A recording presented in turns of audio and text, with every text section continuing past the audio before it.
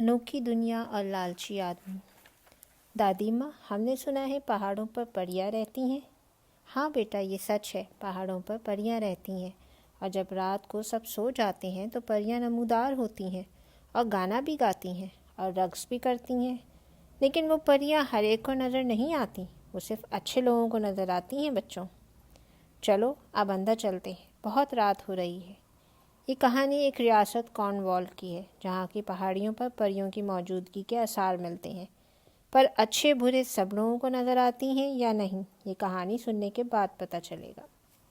کارنوال کی ریاست میں ایک لالچی بوڑھا آدمی داخل ہوتا ہے، اور اس نے بھی پریوں سے متعلق کہانیاں سن رکھی تھیں۔ آج تو میں رات کو پہاڑوں پر ضرور جاؤں گا۔ اب پریوں کے پاس جو جواہرات ہوتے ہیں، میں اپنے بیگ میں جواہرات بھر لوں گا۔ لیکن رات کو جاگنے کے لیے مجھے ابھی آرام کرنا چاہیے۔ آرام کرنے کی غرض سے بوڑھا آدمی قریب ہی رکھے چارے کے گٹر پر بیٹھ جاتا ہے۔ آدھی رات ہوتے ہی بوڑھا آدمی پہاڑوں کا رخ کرتا ہے، اور پہاڑوں کے اونچائی پر پہنچتے ہی ہلکی ہلکی موسیقی کی آواز آ رہی ہوتی ہے، جیسے ہوا میں کوئی موسیقی کے رنگ بکھیر رہا ہو۔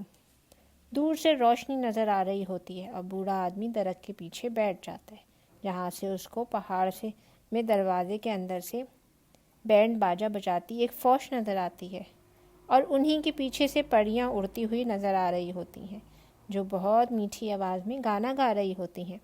پریوں کے پیچھے سے ایک فوج بینر لہراتی نظر آ رہی ہوتی ہے۔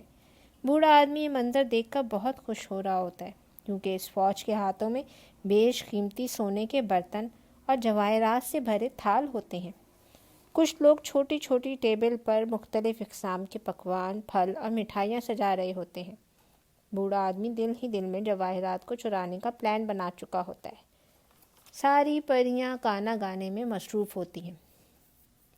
وہیں پریوں کی ملکہ اور پریوں کا بادشاہ بھی ان لوگوں کے ساتھ شامل ہوتے ہیں۔ پریوں کی ملکہ پوری آواز سے گانا گا رہی ہوتی ہیں، اور باقی سب ناچنے میں مصروف ہوتے ہیں۔ کچھ لوگ بینڈ باجا بجانے میں مصروف ہوتے ہیں۔ اسی وقت بوڑھا آدمی سوچتا ہے، اس وقت سب لوگ مصروف ہیں، یہی صحیح وقت ہے، میں آگے بڑھ کر سونے کے برتن اور جواہرات چرا لیتا ہوں۔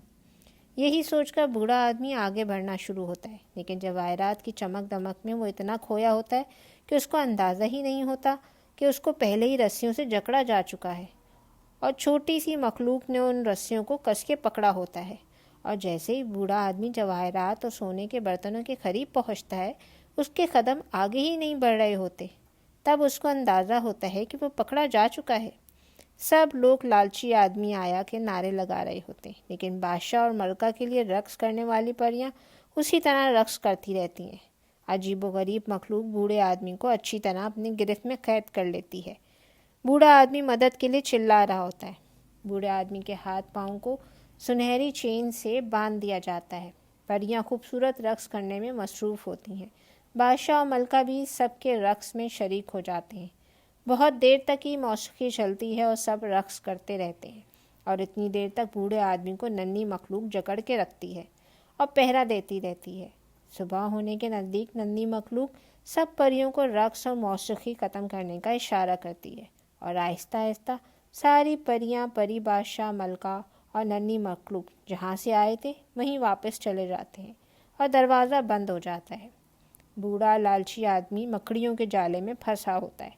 بڑی مشکل سے اپنے آپ کو مکڑیوں کے جالے سے آزاد کر کے واپس پہاڑی اترنا شروع کرتا ہے، اور ارادہ کر لیتا ہے کہ اب کبھی بھی کسی کا خزانہ چرانے کی کوشش نہیں کرے گا۔ سنا ہے پریاں اب بھی کارنوال کی پہاڑیوں پر رقص کرتی ہیں، لیکن ان کو کوئی پریشان نہیں کرتا۔ اس کہانی میں پیغام دیا گیا ہے کہ ہم دوسروں کو پریشان کرنے سے باز رہیں، اور لالچ جیسی بری عادت کو اپنانے کے بجائے صبر و قناعت سے کام لیں۔ دنیا میں ہزاروں قسم کی مخلوق اللہ نے خلق کی ہیں، اور ہر مخلوق کے حصے کی نعمتیں بھی خلق کی ہیں، اور ہمیں وہی ملے گا جو ہم محنت سے حاصل کریں گے۔ Thanks for watching. Like, share, subscribe.